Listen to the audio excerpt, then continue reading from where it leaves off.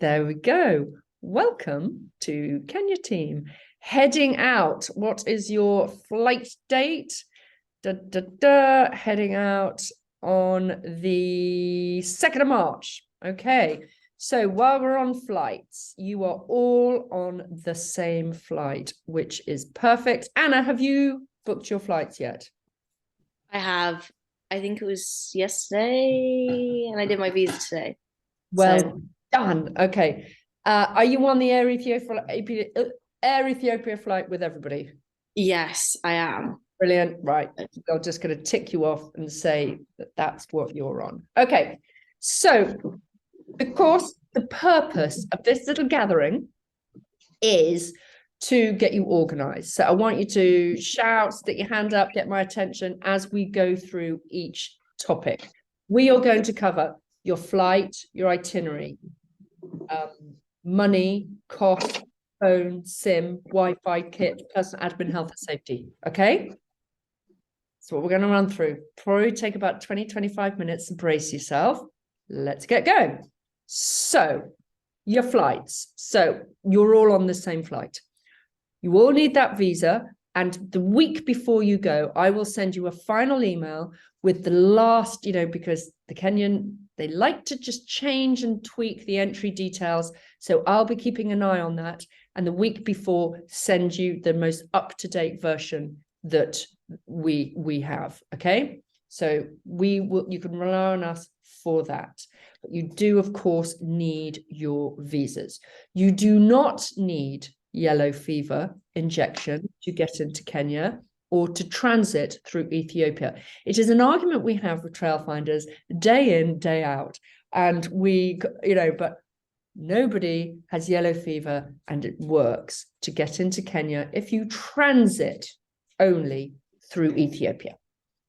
Ethiopian Airlines, okay, it's not the smartest of airline, it's not Emirates, but it's better than British Airways. Okay, I always fly my family with Air Ethiopia whenever we go to Kenya. Addis, it's not that brilliant. And be careful. Don't do what I did last time and just get off the phone with your Wi-Fi on, because they hammer you. Literally, it was 30 quid for 1 second of being on Wi-Fi. So get that switched off before you enter Addis Airport. Brace yourself at Addis Airport. It takes ages. You have to go through customs again, put all your bags through. It's real just pain, but just go through it. And then you go upstairs and there's a couple of nice cafes to chill out on. A couple. Okay, don't get too excited, but you'll be off sooner. The planes, okay. The food, average. Telly's really good. Okay, big telly. So you'll be happy with that. At Heathrow on the day of departure, check yourselves in, okay? Just sort yourself out and go through and meet everybody land airside, okay? I think I will, again, in that last email, give you a kind of heads up as to where people meet. But from memory, you've got the big Nero down at the base, and it's just easy. Grab a seat there and you will, assemble outside one of the cafes. So I will let you know. When you get to Mombasa, you will be picked up by our team, and it's an hour. The traffic is hideous in Mombasa, absolutely hideous. So it could take anything from an hour and a half to 2.5 hours of the journey. So make sure you have water, fill up your water bottle on the aeroplane to just kind of so you can get into the car and just get going. Okay. And then you'll arrive at the beach, straight into the sea, utter heaven. Okay, so that is your flight admin. On the way home, like if you're in kind of week 4, we start badgering you for if you want to stay on longer, if you want to change your flight, if you want to do anything different. All of that is possible with the Air Ethiopia flights. You can reroute and redate that return. So don't think about it until you get out there. You've made friends, you've got a sense of the kind of the land and got the vibe. But I know you can change those flights for a fee of about 150 quid plus difference in costs and fare and taxes, but it is possible. Any questions so far? Good, right? Okay. Your itinerary. So it's a 5-week plan. You are based at our house called Pope's, which is an old hotel. So you can see what it was in its prime. Okay. It's desperate for a lick of paint, but it's comfortable. It's big. It's right on the beach side. You've got these little rondoval bedrooms, 2 to a little house. Some are beachside, some are row 2.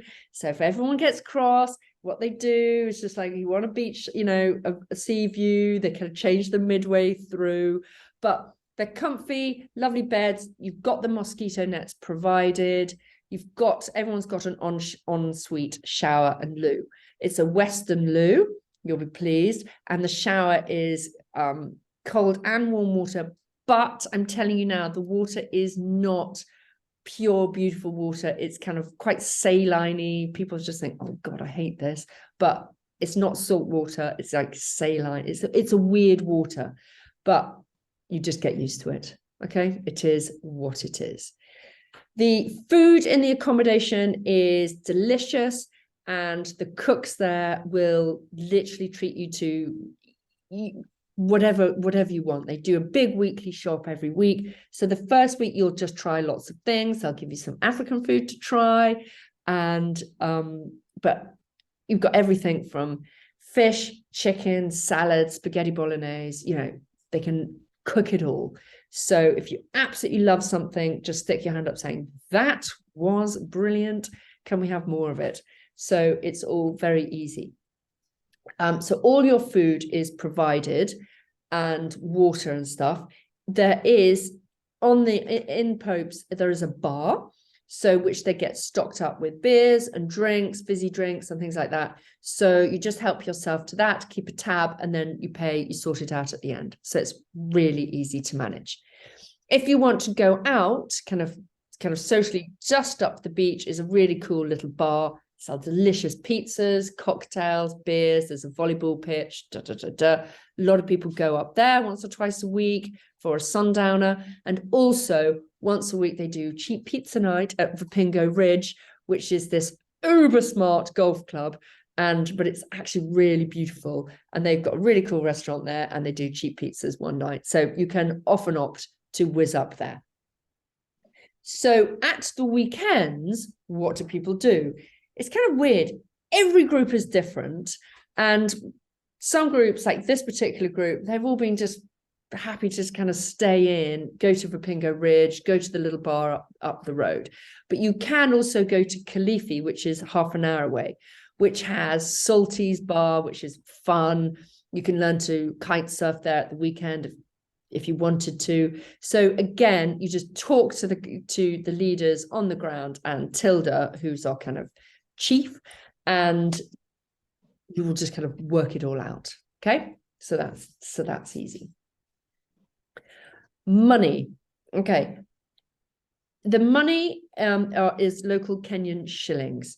Do not try and get it out in this country. You get it out from an ATM when you are out there. It is super easy.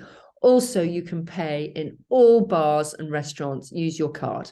So I would be taking your Revolut Starling Monzo card. But again, when it comes to kind of just, you know, a top tip, always have a backup card with you. So your Visa debit or whatever, so that should you lose, get it nicked, you never know what happens. One card, you have a backup card. Okay. Paying for extra things. So if you went to Kilifi for the weekend, if you go for a pizza, that's absolutely fine. You whack your card up, that's done and dusted. The safari, now that is an optional extra. I do not want everyone to think that they have to pay, they have to do this, but I would say most people do, because our wonderful guide there, he is a real old soul. He has done safaris all his life. He organized our family safari last year. Without him, we saw nothing. With him, we saw everything. So it's just like, you know, the guide makes it. I can't tell you where you're going to go, what he will offer you, because he doesn't work that way. It's like, Millie, no, just be patient, because all depends. He will choose and direct you when you're there based on the weather, where the animals are. When it comes to the weather, they have had a drought. So some of the water holes are full, some are empty. So he will steer you to the right places at the right week. So you're in a really good, safe pair of hands there. So paying for that, it is super easy. He has an English bank account, so who knew? So it's very easy just to make a bank transfer to him when you've decided you're going to go, how much it's going to cost. It's done literally over a beer, okay? If you want to do the scuba, again, let's just take a view when you're out there. You might think, actually, it's too much. I don't want to do it, or I definitely do. And, you know, we will accommodate it. At this time of year, you do the scuba diving out in the sea, not in the river. So it would be a great thing to do, but just take a view on it, because you are very busy with the project work, and you just get a feel for it in the first week. So when it comes to your project work, what does a typical week look like? Well, all I can tell you is, on the website, on the information that we've sent you, those are the basics, okay? On top of that, you do, just depending on the type of year, so many extra things, which we can never guarantee, so that can't go in the paper, you know, in the documentation. But so what's in the documentation is you're going to be in the sea every day. So learning all about reef regeneration. It is so amazing, and you're going to be there. The reef is really, really shallow, so you do it at low tide. So you stand, and as you're doing the coral gardening, you've got Nemo and all his friends swimming around. It is so beautiful. But that's just one part of it.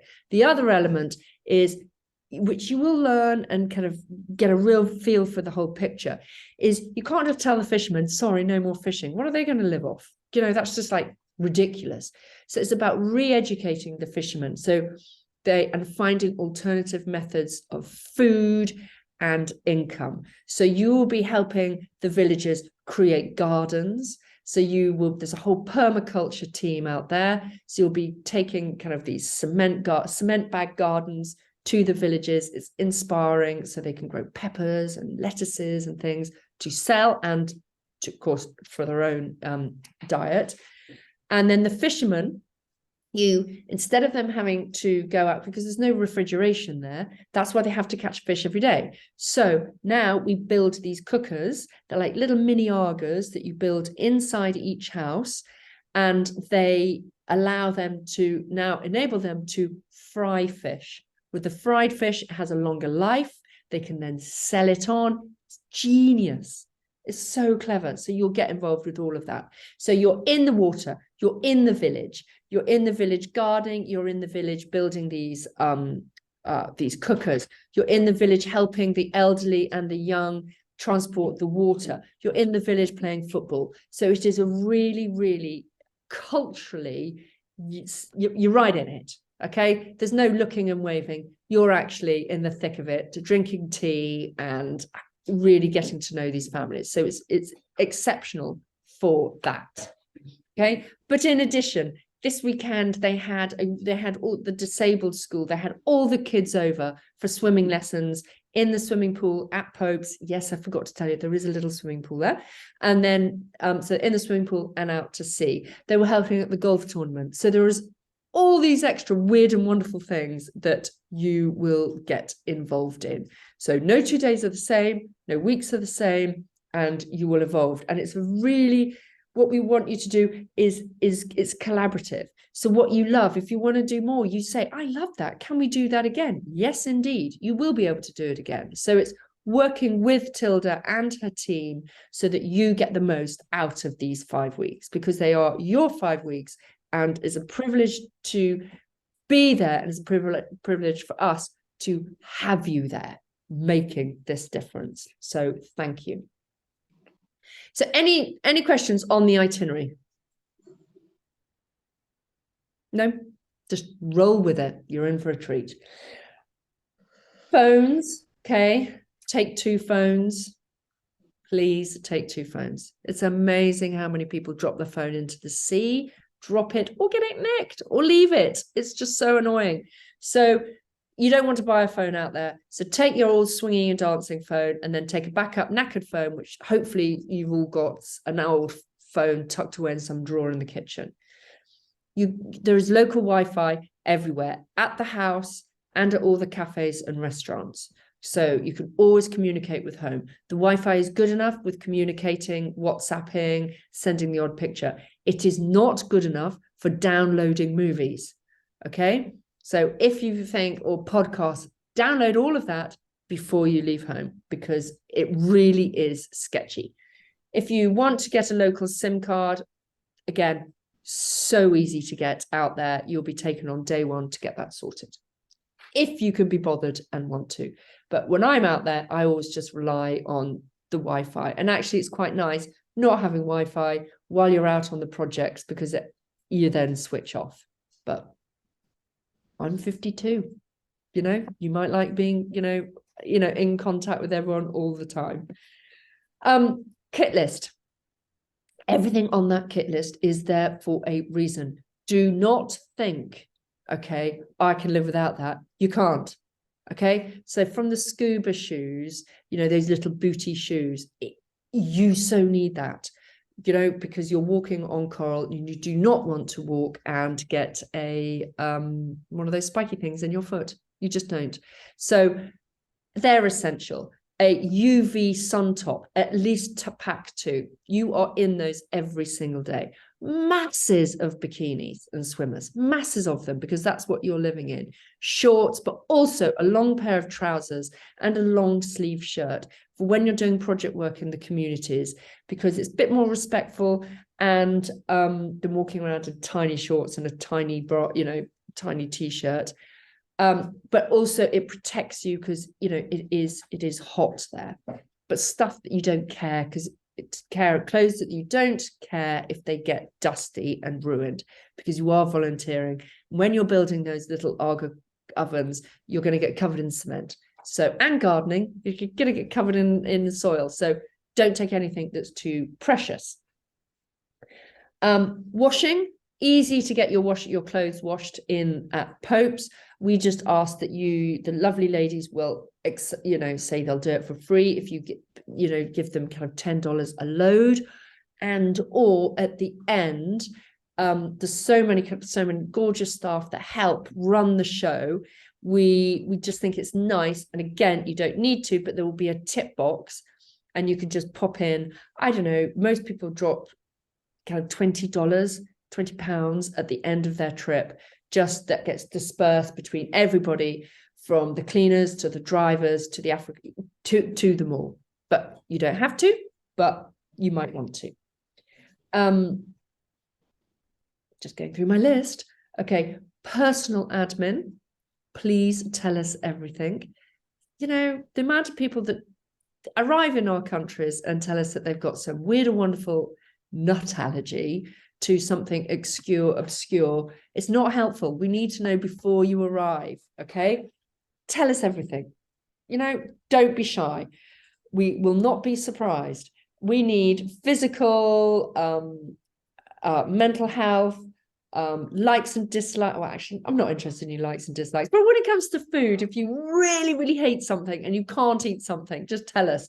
But anything that we just don't like surprises. We want to make this magical for you. And if we know before you get there, then we can prepare accordingly.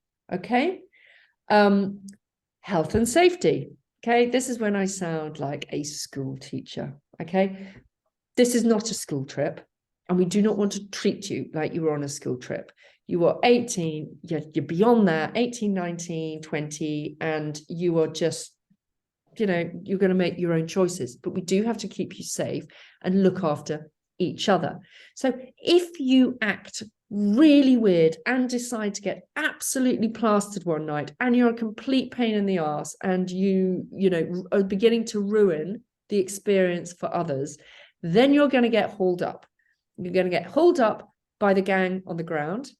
If you're a repeat offender, you're going to get the email from me saying, really disappointed. If you're a repeat offender again, then you're going to get asked to leave. with no refund. Okay, that is how we roll. Drugs are an absolute no-no, and you can imagine that you can get weed everywhere in across Africa. And some people have asked our local staff in the past to do this, puts them in such an embarrassing situation. So you're just not going to do it. Okay, and if you do it, then you're going to have to suffer the consequences, which are not nice. So, but it's, don't think about if you're ever tempted, don't think about you, just think about what position you're putting them in, because they will lose their jobs if they are caught doing anything like that to any of our leapers. Okay, so be mindful. But health and safety, the basic things: looking after yourself, self-management. Okay, you've got to look after yourself, and that really comes down to drinking enough water. You'd be amazed how many people don't. We're talking at least 3 liters of water a day. Okay, no one's going to, bit of nagging, but you've got to embrace that, because if you don't, you're going to get headaches, you're going to get diarrhea, you're going to feel really, really ropey. Then you're going to be taken to the doctor and put on a drip. That's fine, but it's a bore. You want to avoid it. Yes, you're probably all going to get dodgy stomachs at one time through the thing, but that's fine. We know, everyone knows how to deal with that. And it's usually when you're out and about eating street food, if you try it, because you do go into the markets and it's also tempting. They make delicious samosas out in Kenya, and we all get tempted and we all try them. And occasionally you don't get a good one. So, it's part of the trip. So cuts, so dehydration, dodgy stomachs, and cuts are the 3 main things to be mindful of. Cuts in that environment don't heal by themselves. So you've got to be on them, got to keep them clean before they get infected. The heat and humidity and the warm sea water is a breeding ground for infection. So jump on a simple cut, and don't scratch your mosquito bites. Okay, so in the evenings, you want long trousers. You can buy those awesome long trousers out in Kenya, boys, those kind of cottony ones, girls, those kind of floaty ones from Aspedia with the elastic around the bottom. Those are what I live in when I'm out there, because with the elasticated base, mozzies can't get up your legs. So those are my personal top tip. So that is everything from my point of view. Any questions from you guys? Any questions? No? Are you excited? You should be excited. You are in for a treat. Okay, you really are. And why you're in for such a treat, because Tilda and Des, who are my great friends who run the program, Des, they're just a fantastic dynamic couple that have set this up.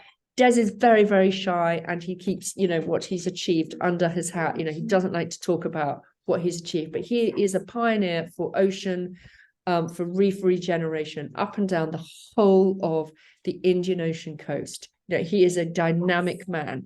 So if you get into conversation, ask him how he did it. How did he start? He's had an incredible career from advertising to this. So it is really interesting. Tilda, his wife, she's my great friend. She's lovely. She is just kind of Mrs. Mothering Bee. She'll be all over it like a rash. And then you've got the local team who are there, who you're going to love.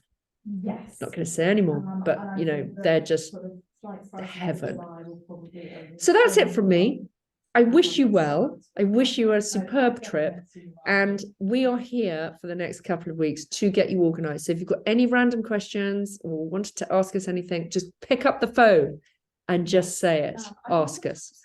Okie dokes. Okie dokes. So over and out, team.